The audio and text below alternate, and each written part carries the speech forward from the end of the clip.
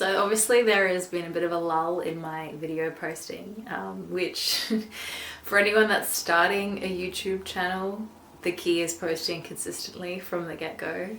But the challenge that I find, because I want to make content that speaks to a very real sense of authenticity in terms of relaying my experiences, means that when I'm going through difficult experiences, sometimes you don't always want to share them as it's happening. You kind of need time to let it marinate and to sort of reflect on it. Because I've sort of made, and I won't say that error, but I've made that choice of sharing my experiences when I'm going through them. And oftentimes what I've realized in hindsight, whether it's through blogging or through whatever, as I have done in the past, it's nice to give yourself that time and space to be able to better zoom out and process your own emotions privately, because sometimes they evolve, and sometimes what you felt in one moment can be drastically different in a week's time, in a few months' time. I know, and I'm pretty sure I can speak for a lot of people right now. I'm going through a lot of change, and while I'm aware that there is something infinitely better waiting for me on the other side, the process of the change in and of itself is so uncomfortable, and more than uncomfortable, it's isolating. That's what happens, you know, when you change and when you can feel the ways in which you're related to your immediate world morphing into something else, and wanting to relate to different experiences. You want to retreat, and you don't feel like interacting with the same things that you did before in the exact same way. So for me, as I've been feeling a little bit down the past month or so, I just haven't felt like my usual social self. I don't really want to post online because it doesn't mirror what I'm feeling. Like, it feels fake almost to be like, live your best life, la la la, like change your life, do this, do that, when it just isn't a true expression of how I'm feeling. And so my natural inclination has always been to sort of be a little bit more hermit-like. And that has its benefits for sure, because I think it's a form of protection. It's a way of saving your energy and your strength so you can sort of do what you need to do in your own time and not have your energy be affected or influenced in some ways. On the other hand though, the problem with isolating yourself too much is that you don't have someone to sort of break the circuit of your own thoughts. You don't have those other things to bounce off of to give yourself that necessary break. And so you're just sort of in this echo chamber. And shout out to a friend who brought this term to my awareness, because I hadn't heard of it before. But yeah, it's an echo chamber when you're sort of just, you only have your own thoughts going around in your head and nothing to sort of counter that.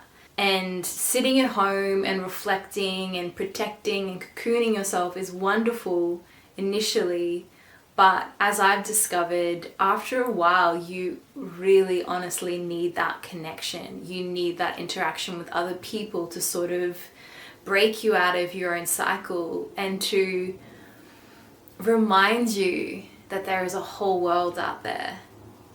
So when I was going through this, I had one of my best friends reach out to me, and she's like, what's going on? Like, you're not... So I know something's up. I know something's wrong because, you know, like, you didn't message me back for a while, and I thought that was strange. And I often find it hard to tell people when I'm struggling, and I tend to sort of just take things on my own because I've gotten used to being able to deal with things on my own.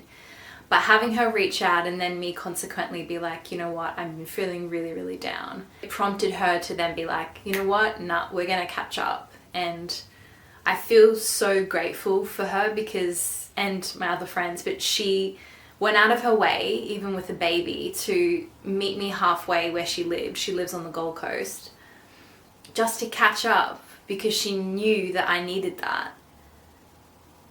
And she said to me in a text after we had the catch up, like, I felt your energy lift within 10 minutes, like your energy just changed. And something that I had said to her was that I know that she's there and I know I can count on her. And that's often what we hear from our friends, like, you can call me anytime, like you're never a burden to me. But so often when we're having these experiences, we feel burdensome. Like, we know other people have their own issues and their own struggles in their own lives, and we don't want to add to that. And because I am especially sensitive, I can pick up on other people's energy really easily. And so I often get in my head about how I'm in turn affecting other people. And so in my mind, my friends are busy living their lives and I don't want to add I don't want to bring any negativity to them. But as she so lovingly said to me, she said, you are never a burden. I always have the time for you and I'm always there for you. It's so simple, I guess, that act of presence and being there for someone. But just that, 2-hour catch up with her really lifted my spirits. And even though I went home and I still might have felt a little bit down, I really needed that form of connection to break me out of it.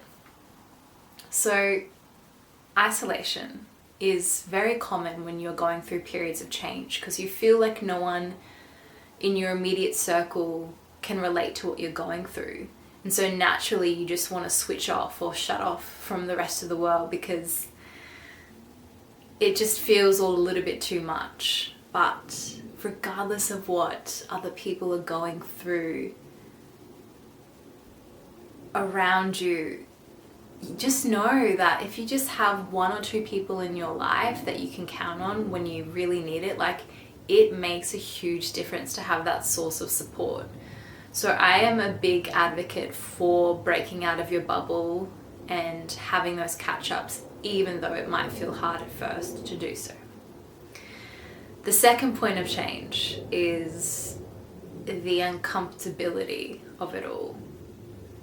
You can get so used to living your life, even if it's in a way that isn't benefiting you for the better. You can get so used to cycles of self-sabotage, of feeding into the more negative mindsets that you might have carried for so long, that even when there is opportunity for something positive to enter into your life, it can feel greatly uncomfortable, as you're so used to all the previous and the past ways that you've been conditioned.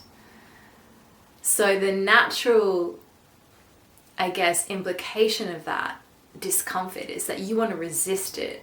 You want to push it away. You want to make up excuses as to why this thing won't work out, or it won't be good for you, or blah, blah, blah, blah, blah. But it's necessary. It is so necessary. And forgive the cliche. And I feel like I often talk about cliches in my videos, but it's because sometimes the best truths are the most simple in their essence. So the cliche goes, would you rather have the discomfort of going through change or the pain of remaining the same? For context, and I have wanted to talk about this, but sort of shied away a little bit because I don't want to feed too much into the energy of things from the past, but I feel like it's a good example. I was given this opportunity last year and I resisted so much. I resisted it. I didn't want to accept it. And in my mind, that resistance to me equated to it being the wrong thing. I justified it as though, well, I don't naturally want to do it, so therefore it's wrong. And in hindsight, when I've reflected on that, I can just better understand that actually it was more that I didn't want to feel the discomfort of moving into a new cycle of my life, of countering all of the sort of lower sides of like my shadow self that have been so prominent for a majority of my life. I didn't know how to let it transform into something else because it just felt so opposite of everything that I had been used to for many, many years. So you push it away because you don't want to feel uncomfortable.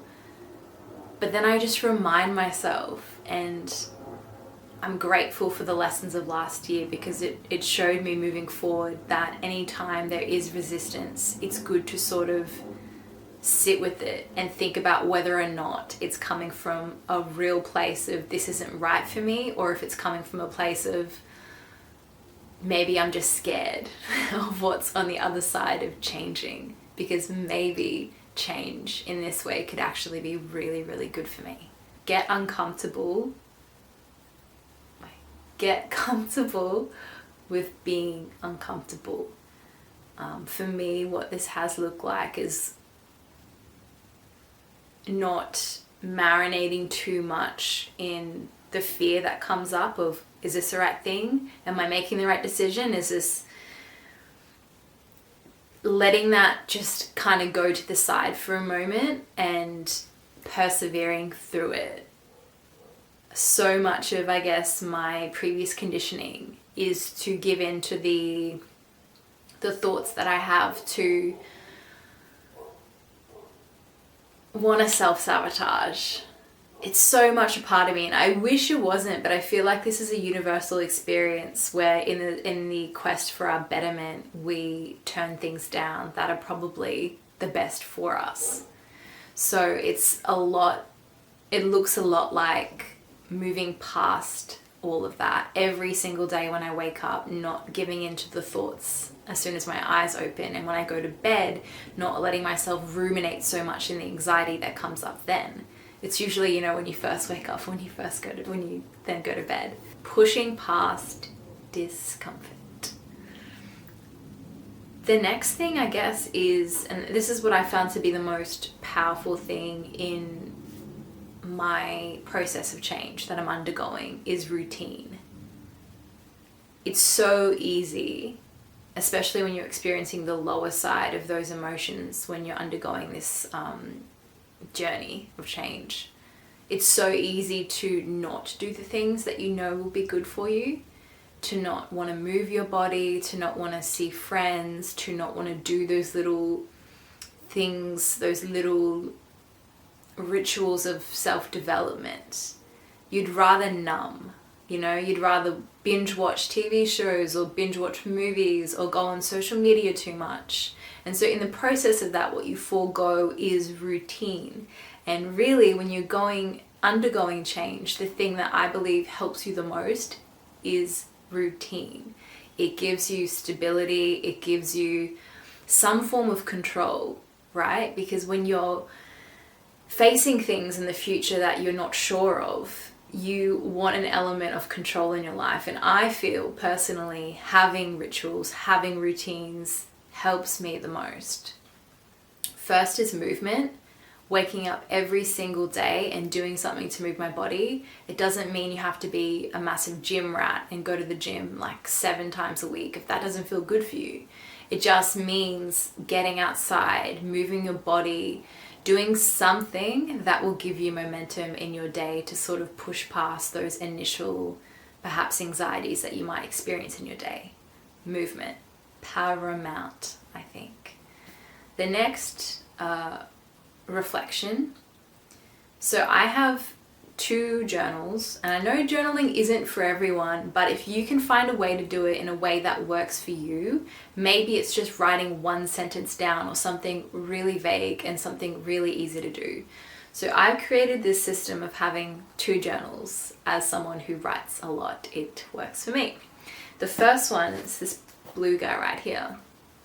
This is my journal for releasing things. It's when I wake up and I just want to get something down on paper, or when I'm trying to process something in my head that I can't make sense of. That's like my letting go journal. Like any kind of thought that I have or I'm having will go there. That's great because it sort of forms as this ritual of release. And there is something to be said about that practice of getting your thoughts out of your head and onto paper, because it's almost like you're sort of relinquishing them in the process. So I love that for that. But this book right here, that guy is I guess it's like my book of hope and aspiration for the future. I think I tend to write in that more when I'm like overseas or when I'm away from my immediate environment, because I tend to have more inspiration.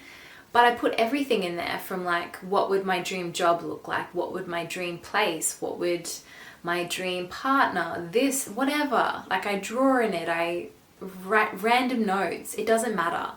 To me, this is like the space for possibility. And I like to separate the two because I don't want to get the two mixed up or confused. This is my release, but this guy is like my form of hope for the future. Like, this is what I'm aiming towards. This is what I look forward to. So I think it's great to have something like that, where you have this process, whether it's every day or every second day or once a week, where you can just release whatever you're going through. The last point I want to talk about is, I think, the depression that can come up when you're going through a process of change. It is so many things. It is so multifaceted. I believe when you're in this limbo phase of looking ahead to what could be and also letting go of what has been, you might find that you're sort of reflecting back on things that have happened 5 or 10 years ago, and you're starting to like take inventory of everything you've experienced up until this point, and maybe looking at it in a negative light. And the reason for that, I think, is because you're shedding, and because almost like your spirit or your soul or whatever knows it has to level up in some way, and it has to process what has not yet been processed. That's what's been happening, I think, with me, and it definitely happened on the start of this journey that I've been on. Is I did like an inventory of like 10 plus years where I was like, well, I said no to this, I didn't do this, I said goodbye to this person, blah, blah, blah. And it made me feel like a really terrible person. I was just like, what's wrong with me? Like, why am I like this? Why do I do this? Why do I have this patterning? And since going through that, the biggest thing that I've realized is that it's not coming up to sort of spite me and to trip me up and to put me in a worse state, although it certainly feels that way. It's coming up so I can acknowledge it and let go of it in ways that I haven't been able to do in the past.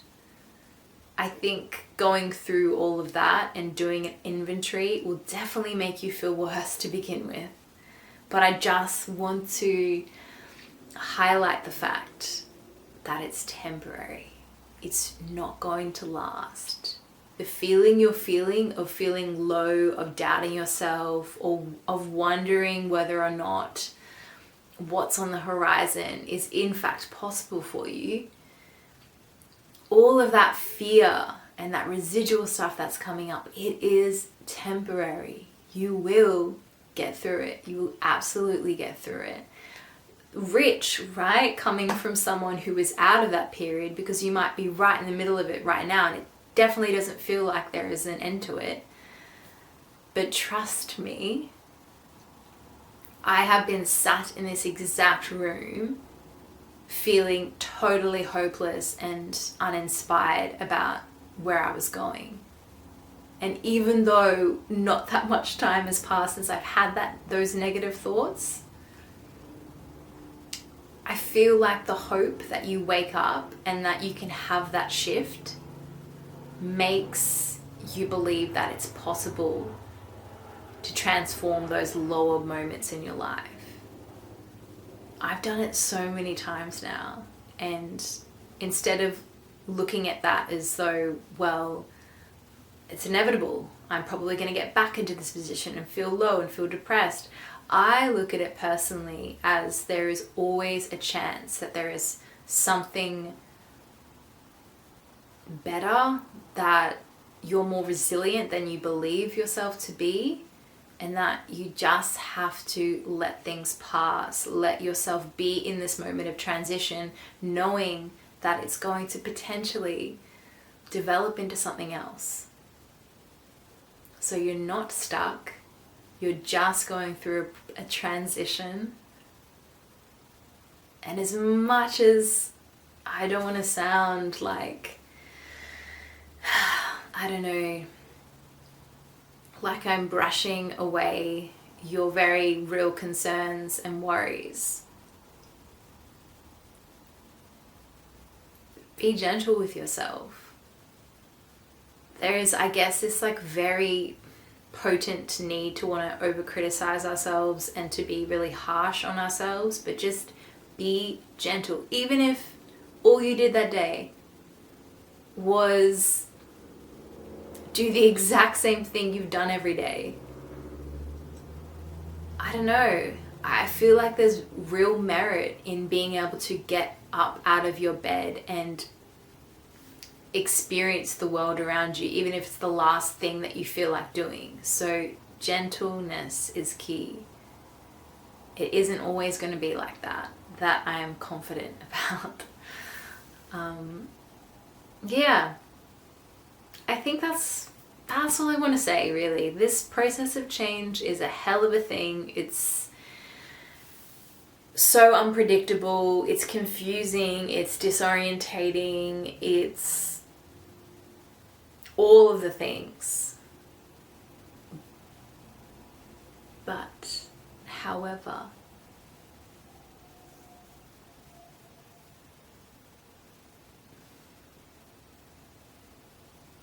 you're doing it for a reason. Change has come into your life for a real, tangible reason. And it's because you can't be who you were. You can't do the same things that you were doing. You can't live in the same place that you were living. Like, your soul is like looking for an evolution of itself. And you just have to allow it. Surrender, allow it, go through all the things, experience all the things, but just allow it to happen. So I hope this has maybe helped anyone who is undergoing experiences of change or the process of change and feeling unsure about all of it. As someone who is currently in the thick of it, I just want to say personally that you're not alone in any of the resistance, the uncomfortability, the isolation that you're feeling. Like, it's so much part of it.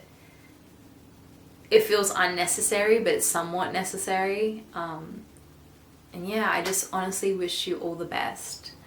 I truly do. I won't go on too long, but that's all I want to say.